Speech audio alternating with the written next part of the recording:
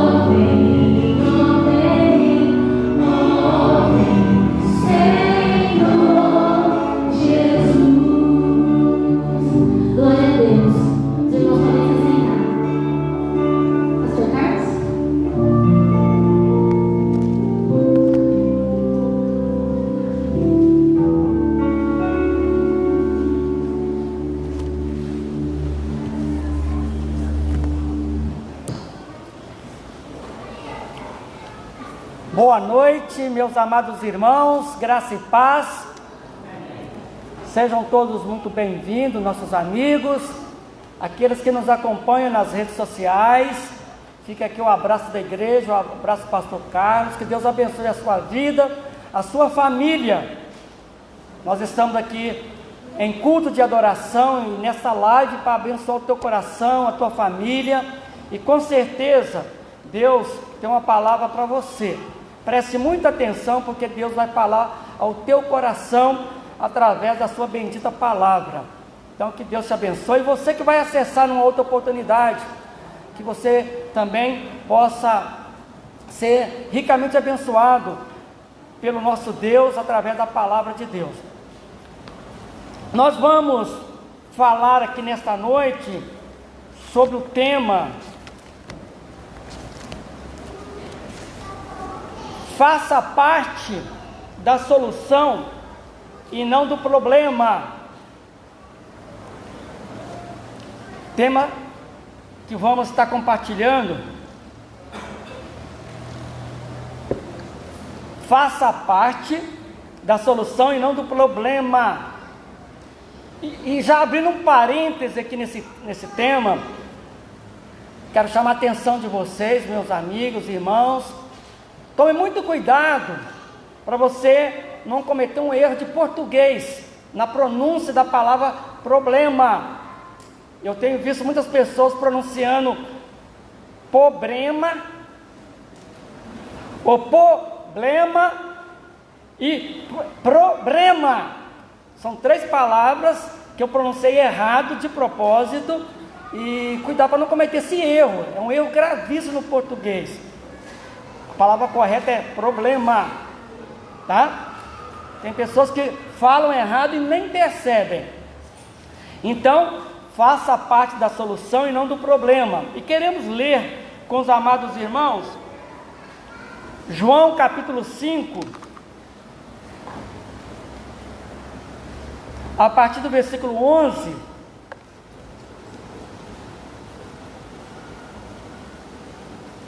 João capítulo 5, a partir do versículo 11, e logo em seguida vamos ler o capítulo 6, também os primeiros versículos. Duas histórias, de Jesus. Capítulo 5 de João, a partir do versículo 11. Olha o que diz a palavra de Deus. Ao que lhes respondeu, o mesmo que me curou me disse: toma o teu leito e anda. Aqui é a cura de um paralítico. Eu não vou ler todo o capítulo 5, vou ler só o resultado, a cura de um paralítico. Jesus o curou e as pessoas estavam questionando por que Jesus havia feito essa cura no sábado. Ao que ele lhes respondeu: o mesmo que me curou me disse: toma o teu leito e anda.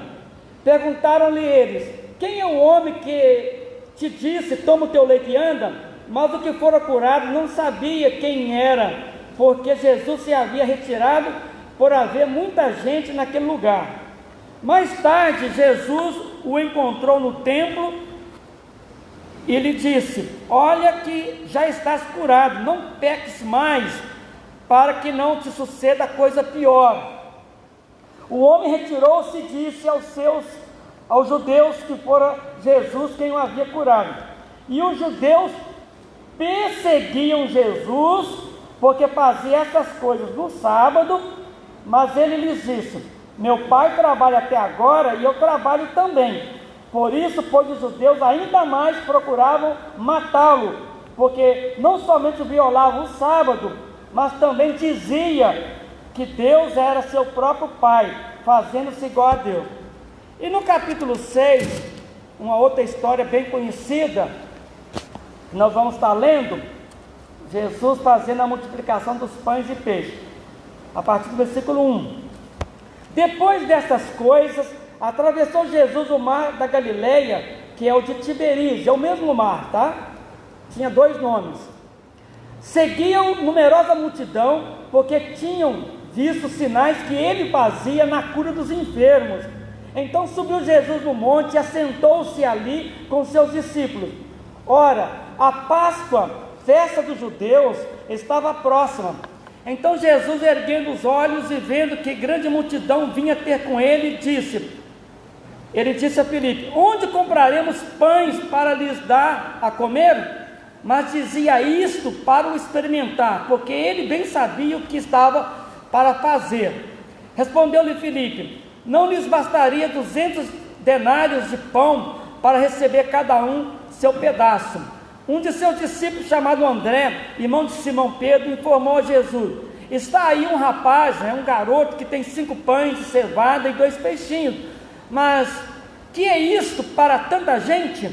Disse Jesus: fazei o povo assentar-se, pois havia naquele lugar muita relva. Assentaram-se, pois, os homens em número de quase 5.000. Então Jesus tomou os pães e, tendo dado graça, distribuiu-os entre eles, e também igualmente os peixes, quanto queriam.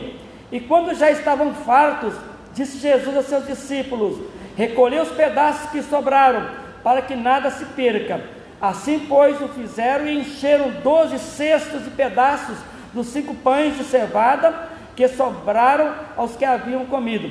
Vendo, pois, os homens o sinal que Jesus fizera, disseram: este é verdadeiramente o profeta que devia vir ao mundo. Sabendo, pois, Jesus que estavam para vir com o intuito de arrebatá-lo para o proclamar rei, retirou-se novamente sozinho para o monte.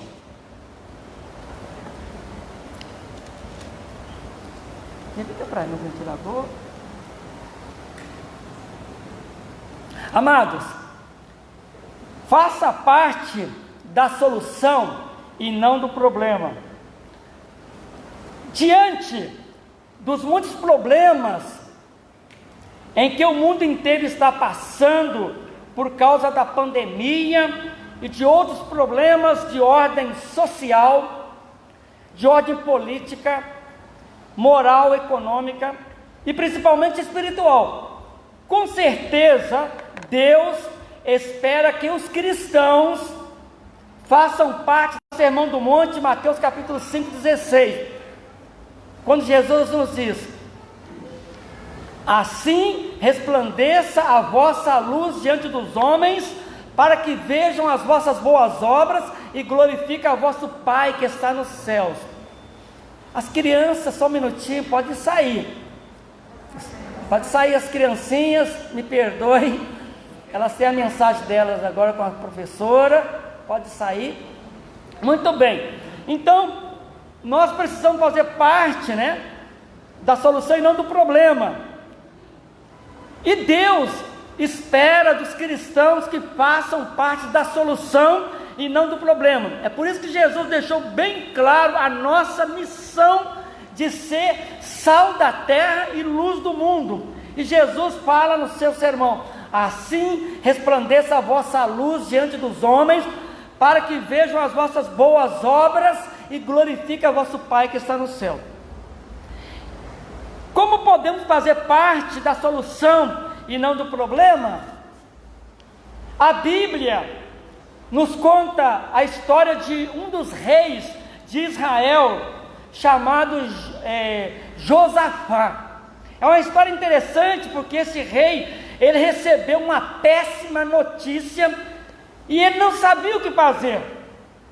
2 povos, os moabitas e os amonitas, se uniram, fizeram um pacto, se uniram para atacar e destruir o seu reinado e o seu povo Judá, aquela região lá onde tinha a cidade principal, a cidade de Jerusalém.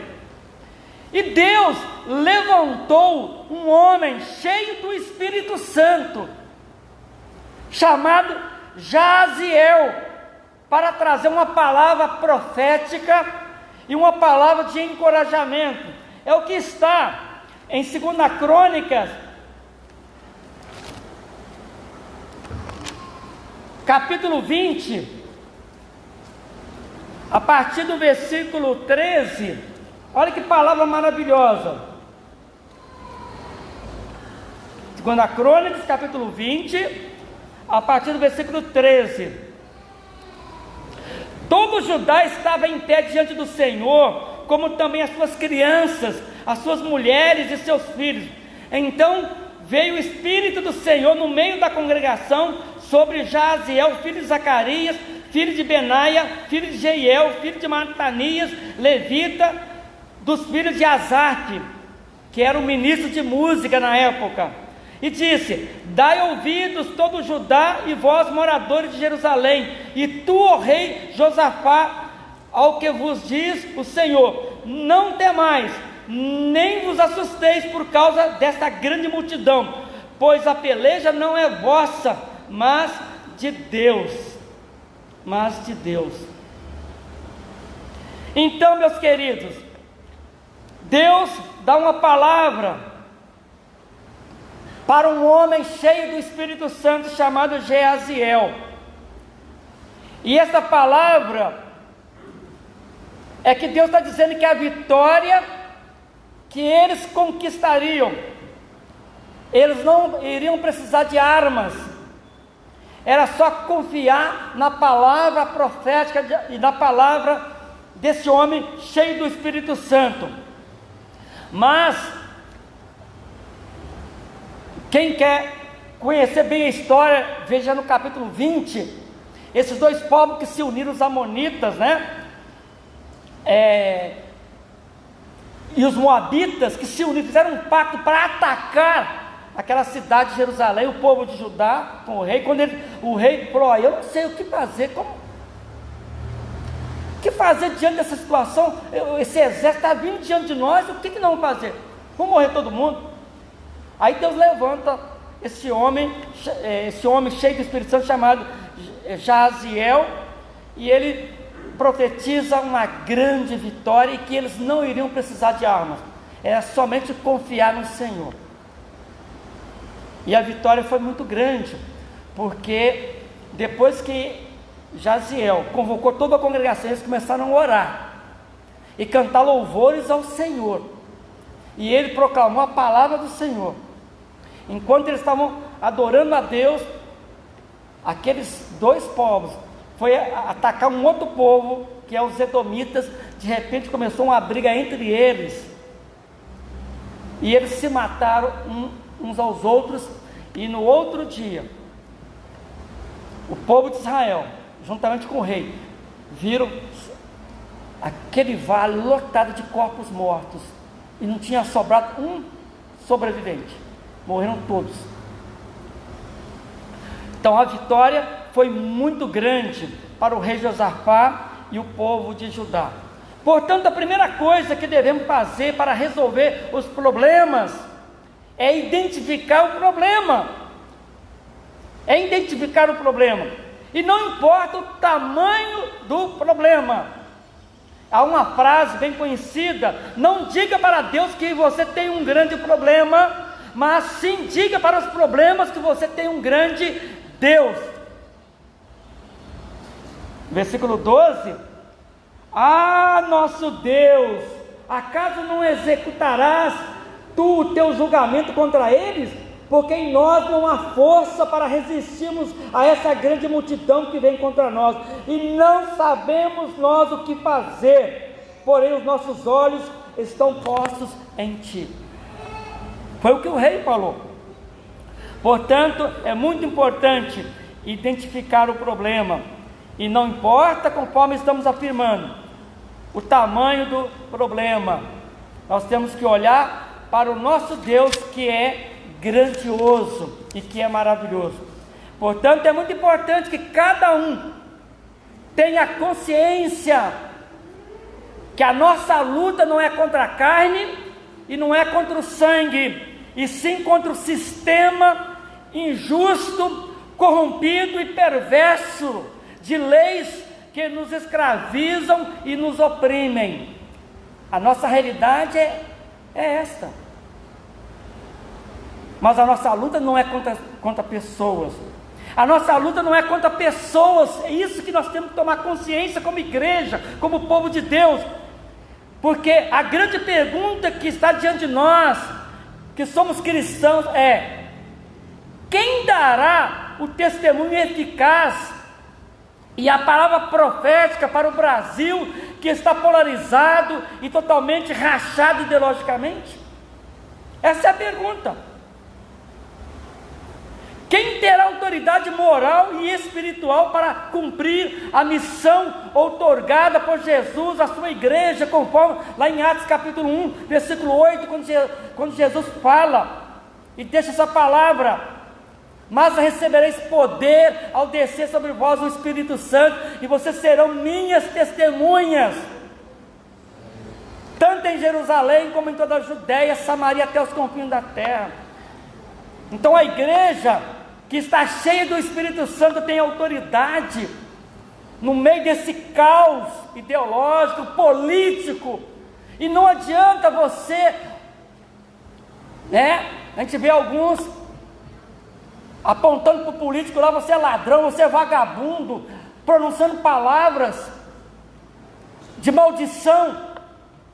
Não importa que seja da direita ou da esquerda, nós não temos autoridade para abrir a boca e ficar apontando o dedo, nem para a ala direita, nem para a esquerda. A palavra da igreja é uma palavra profética, é uma palavra de encorajamento.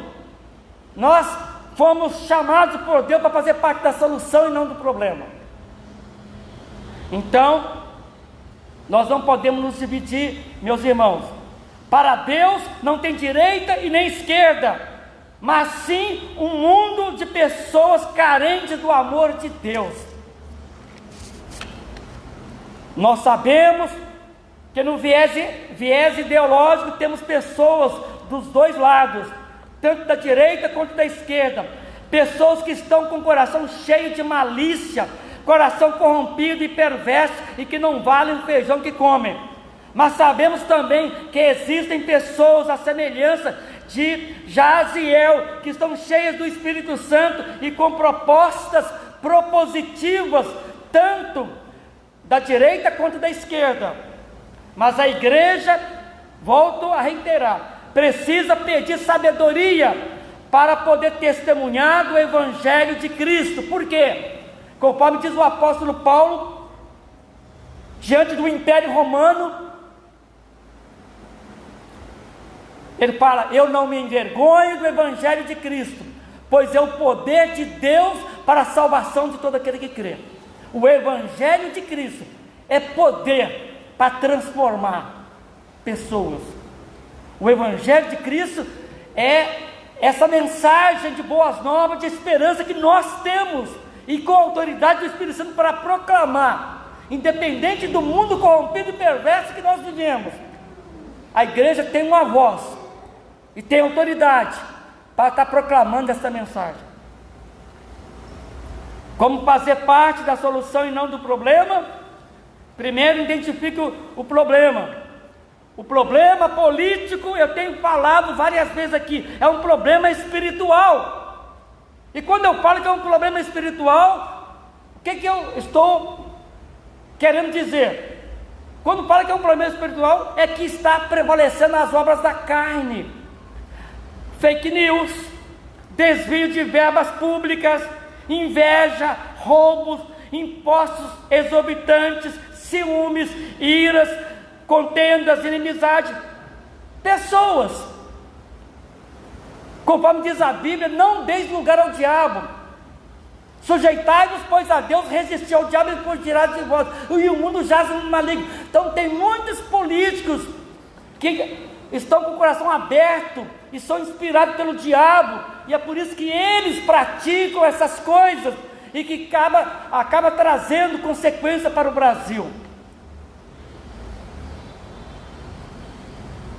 O problema então é um problema espiritual. Se esses políticos ouvir a palavra e se converter, vai haver uma transformação no interior, e eles vão parar de roubar, vão parar de aprontar, de fazer coisas, e vão passar a investir na própria população, e vai investir os impostos que nós pagamos na saúde, na educação, no saneamento básico. Então, nós temos que crer e primeiro identificar o problema. O problema é político, é um problema espiritual. Como fazer parte da solução e não do problema? Segundo lugar, saiba que Deus tem propósitos nos problemas e situações da vida humana. Você precisa ter isso em mente, que o nosso Deus, na sua infinita misericórdia, na sua bondade, e nós, e o mundo, estamos cercados pela bondade e a misericórdia do nosso Deus, porque se Deus manifestar sua ira para estar punindo o pecado da humanidade, não sobra. Quem é que sobra? Deus é rico em misericórdia, Ele está sempre dando oportunidades ao arrependimento, à confissão de pecados. Esse é um tempo, e é por isso que a igreja está aqui neste mundo, para ser sal da terra e luz do mundo. A igreja é a resposta de Deus, é a solução de Deus para a cidade, para o país e para outras nações. Saiba, portanto, que Deus tem propósito nos problemas e situações da vida humana, e fundamentando essa palavra, vocês podem ver Jesus falando: eu tenho-vos dito isto, para que em mim tenhais paz. No mundo tereis aflições, tereis tribulações, mas tem de bom ânimo, eu venci o mundo, e em Cristo nós somos mais do que vencedores. Nós vemos a palavra de Jesus, lá em Atos capítulo 14, Paulo falando para aquela igreja: somos exortados a permanecer firmes na fé, não só na fé, mas permanecer no amor, está com o nosso coração cheio de esperança, e nós somos alertados que é através de muitas tribulações nos importa entrar no reino de Deus, mas nós temos que ter a consciência que nós estamos numa batalha espiritual, e nós temos que nos posicionarmos ouvindo a voz do Espírito Santo. Sujeitai-vos, pois, a Deus, resistir ao diabo, ele fugirá de vós. Romanos capítulo 8, 35, Deus tem propósito nos problemas e situações. Quem nos separará do amor de Cristo? Será a tribulação,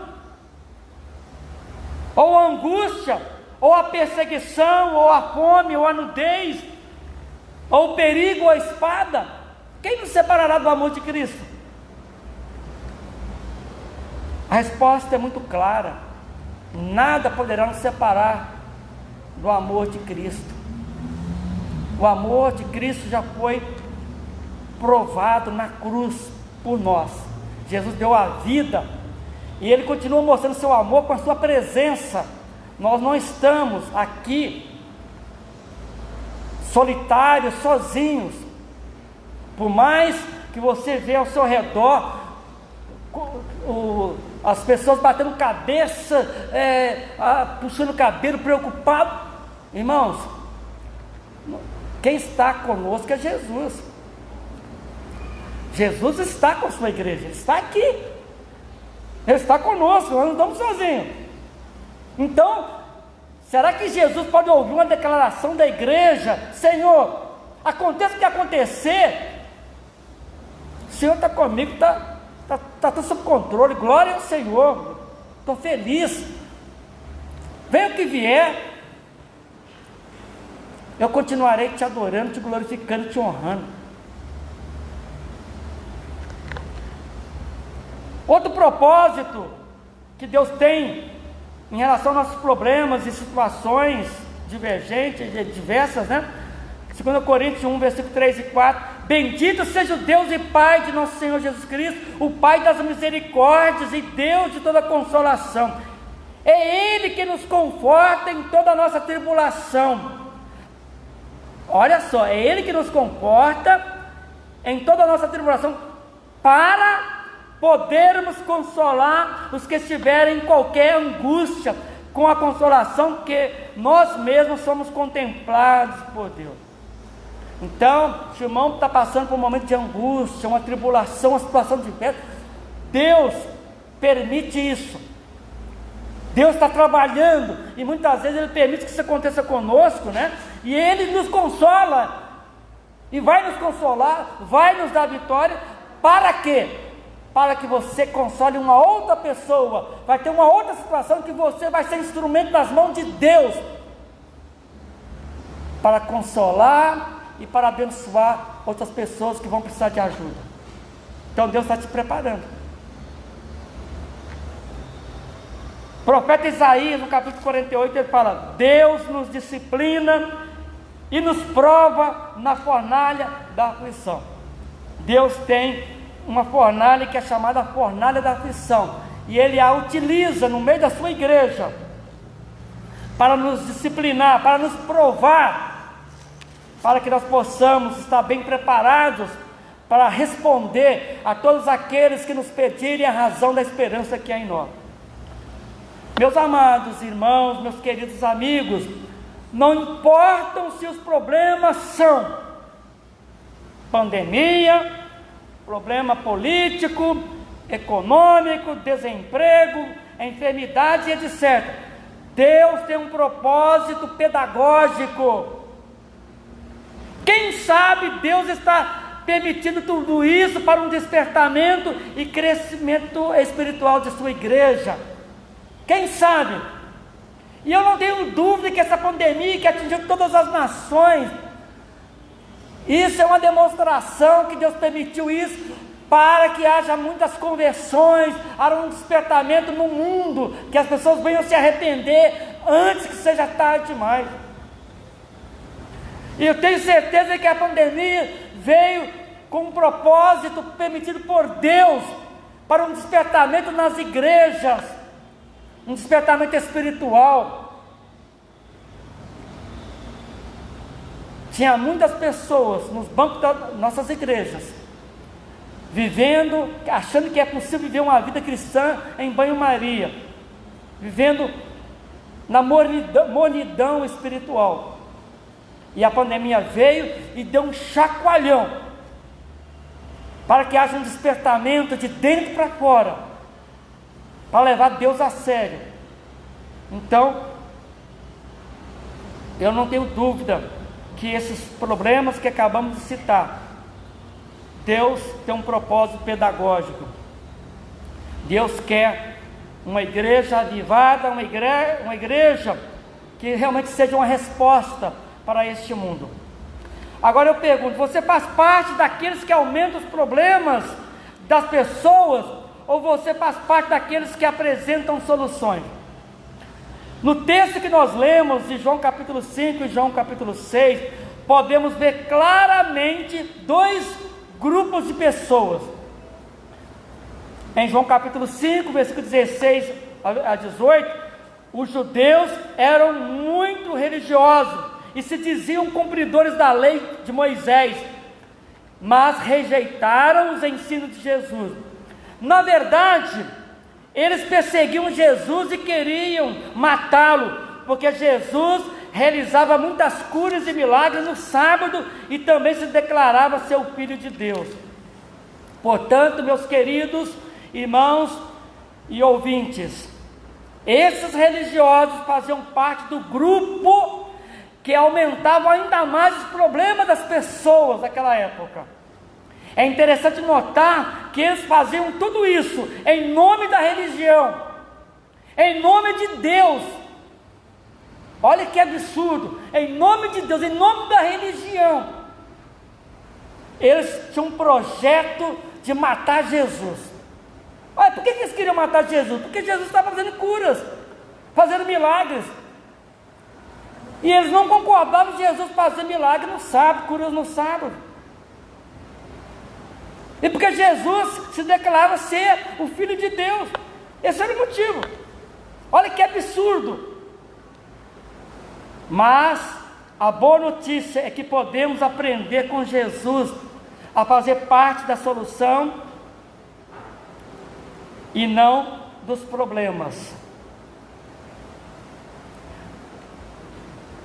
Nós temos que realmente aprender com Jesus a fazer parte da solução dos problemas que o nosso Brasil está passando.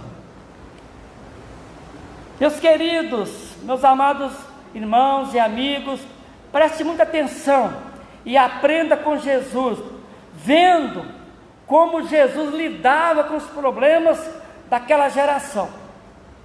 E isso está tudo registrado na Bíblia para o nosso crescimento, de ensinamentos, para que nós possamos seguir as pisadas de Jesus, aprender com Jesus. Aliás, o próprio Jesus diz: aprendei de mim, vinde a mim e aprendei de mim, que sou manso e humilde de coração. Então nós temos que aprender com Jesus sobre humildade, sobre mansidão, sobre o amor verdadeiro. E é por isso que em João capítulo 6, versículos 5 a 7, um dos seguidores de Jesus, chamado Filipe, Jesus lhe faz a seguinte pergunta, no versículo 5. Veja que Jesus pergunta para Filipe. Presta atenção que é muito interessante essa pergunta que Jesus fez, olha, para Filipe no capítulo 5.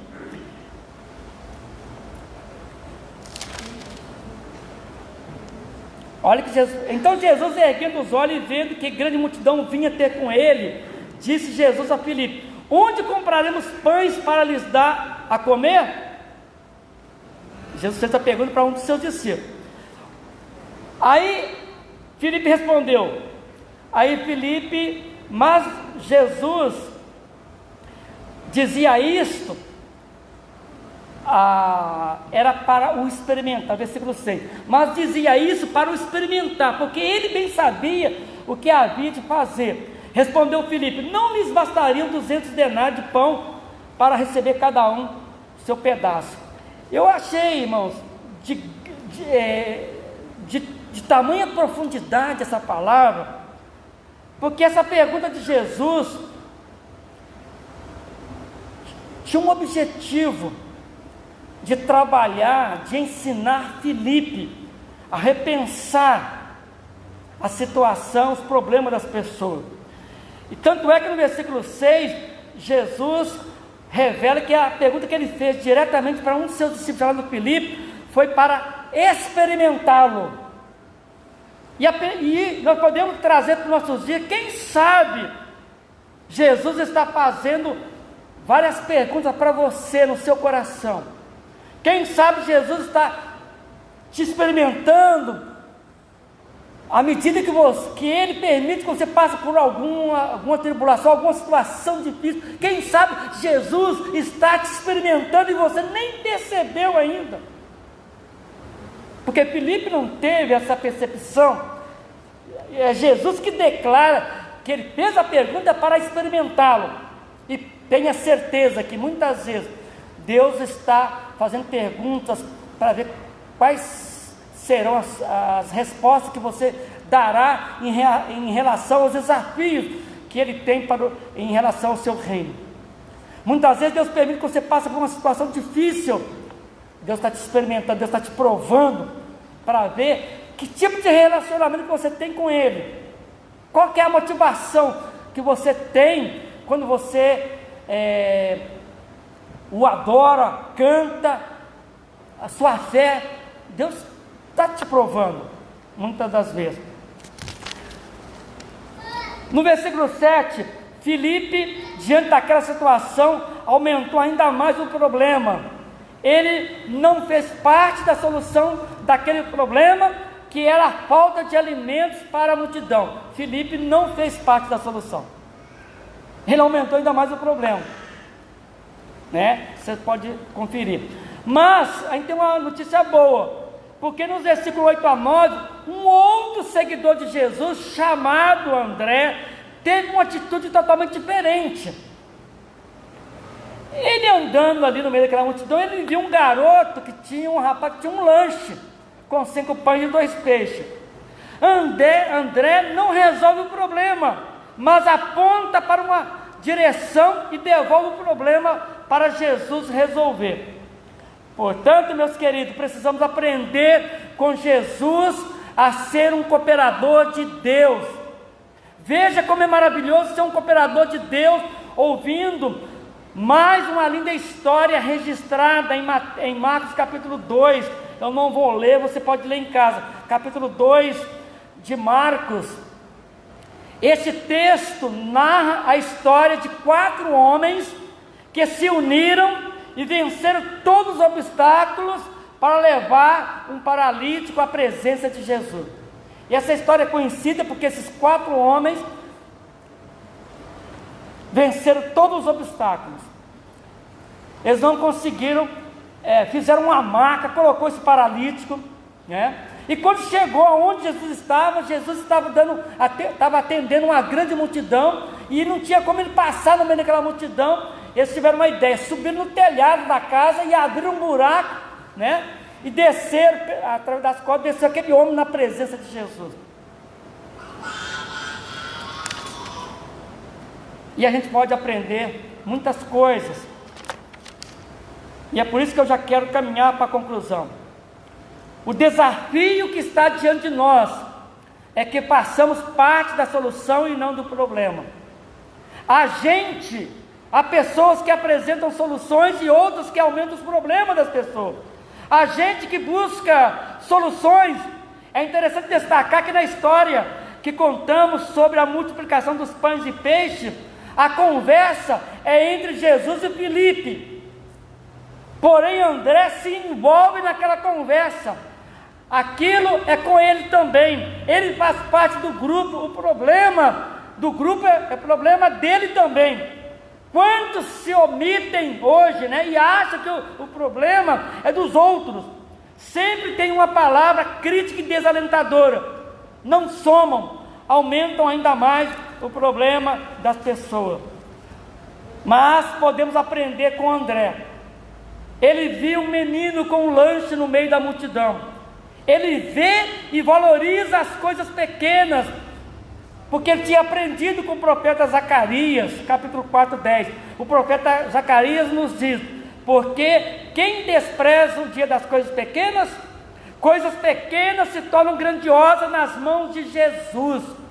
Foi o que aconteceu com o lanche do garoto. Portanto, podemos aprender que a matemática de Jesus é diferente da nossa. Aquilo que nós falamos sempre, pouco com Deus é muito. A nossa matemática, 5 mais 2 são 7. Mas para Jesus a matemática é diferente. 5 pães mais 2 peixes são suficientes para alimentar 5.000, mais mulheres, mais crianças e mais 12 cestos. E abrindo um parênteses aqui nesses 12 cestos, Jesus falou: esse que sobrou não é para jogar no lixo não. Alimentou toda aquela multidão, as mulheres, as crianças, e ainda sobrou 12 cestos. Cada discípulo tiveram que carregar e poder abençoar mais pessoas em outra cidade. Vocês vão levar, não vão jogar fora não. Isso é um sinal que quando a bênção transborda, nós precisamos pedir sabedoria para administrar de tal forma que Deus seja glorificado. Essa é uma lição dos 12 cestos. Mas André, portanto, é o tipo de discípulo que devemos imitar. Ele é servo, sem holofote, homem leal e útil. Quanto àqueles 4 homens que venceram todos os obstáculos para levar o paralítico à presença de Jesus, fica a pergunta: o que levaram esses 4 homens a se unirem tanto? A resposta é muito clara. Os seus corações estavam movidos por compaixão pela situação do paralítico. O coração da igreja precisa estar atento aos necessitados, às pessoas desfavorecidas. A igreja tem que ser conhecida por ser uma igreja cheia de compaixão. Esses homens foram movidos por compaixão de ver aquela situação terrível daquele paralítico, que precisava de sustento e não tinha como trabalhar. E uma outra lição que nós aprendemos com esses 4 homens que se uniram tanto é o desejo de obedecer ao mandamento da lei de Deus, que é amar a Deus sobre todas as coisas, amar de todo o coração, de toda a alma, todo o entendimento, todas as forças, e amar ao próximo como a ti mesmo.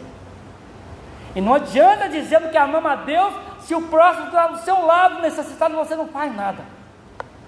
Mas esses 4 homens demonstraram o desejo de praticar o mandamento da lei de Deus, de amar, de provar que está amando a Deus, colocando em prática o amor ao próximo. Em terceiro lugar, por causa da fé que tinham em Jesus. Que fé grande, que fé extraordinária. Vencendo todos os obstáculos para apresentar esse homem na presença de Jesus. E Jesus operou e ficou maravilhado com esses 4 homens. E a minha oração, para finalizar, que Deus nos capacite para sermos, cooperadores de Deus, para que sejamos agentes de Deus, para que sejamos a resposta de Deus para todas as pessoas que estão ao nosso redor, para abençoar a nossa cidade, abençoar o nosso estado, o nosso Brasil. E para, meus queridos irmãos, em nome de Jesus, nós não podemos nos dividir entre esquerda e direita. Para de ficar proferindo palavras de julgamento de políticos. Eles estão com seus pecados, vamos orar para que eles se convertam, que Deus faça uma obra de transformação. Nós temos que fazer parte de solução, não aumentar ainda mais o problema. Então, quando o irmão abre a boca para proferir palavra e se posiciona de um lado ou de outro, o irmão não está contribuindo para a solução do problema, mas você está aumentando o problema. Então a igreja tem que estar atenta para esta palavra. Você precisa fazer diferença onde você estiver. Nós temos que fazer diferença. E a palavra que você pode proferir, e tem toda a autorização do Espírito Santo, é orar e pregar o Evangelho de Cristo. Essa é a resposta. E vamos deixar que o Espírito Santo, ele é poderoso para convencer cada um do seu pecado, da justiça e do juízo. Portanto, a minha oração é que Deus nos capacite para sermos cooperadores de Deus e que sejamos realmente parte da solução e não do problema. Que seja assim, para a glória de Jesus. Amém. Meus queridos que estão nos ouvindo nas redes sociais, nós vamos estar terminando essa live agora. Que Deus te abençoe, abençoe a sua família. Eu vou fazer uma oração e com essa oração nós vamos estar terminando a nossa live e desejamos que você tenha uma boa semana, que Deus te abençoe nas suas lutas, nas suas tribulações. Oremos. Querido Deus, nosso Pai, nós estamos aqui em Ribeirão Preto, na Igreja Batista de Simeone, e queremos orar e abençoar os nossos amigos, pessoas que estão nos acompanhando nas redes sociais, tanto no YouTube, no Face, no Instagram. Abençoa, Senhor. Nós não sabemos quais são os problemas que eles estão enfrentando, a situação que estão passando, mas em nome de Jesus, nós ministramos aqui a igreja, nós estamos orando e clamando que o Senhor nos abençoe, cada pessoa que estão e vão acessar as redes sociais e vão encontrar esta mensagem e esta oração. Nós ministramos que o Senhor abençoe a vida dessa pessoa, juntamente com a sua família, supre as suas necessidades, opere maravilhas, Senhor, pois nós clamamos em nome de Jesus, para a glória de Jesus. E o que mais nós queremos, que aqueles que ainda não tiveram encontro com Jesus, ainda não aceitaram Jesus como o único Senhor e Salvador, que possa confessar com a sua boca e crer com o coração que Jesus é o único Salvador, e que todos aqueles que o invocam, que o aceitam, recebem de presente o presente da vida eterna, o presente da salvação da alma. E nós ministramos essas bênçãos agora, em nome de Jesus, para a glória de Jesus. Amém. Um abraço da igreja e do pastor Carlos, que Deus te abençoe.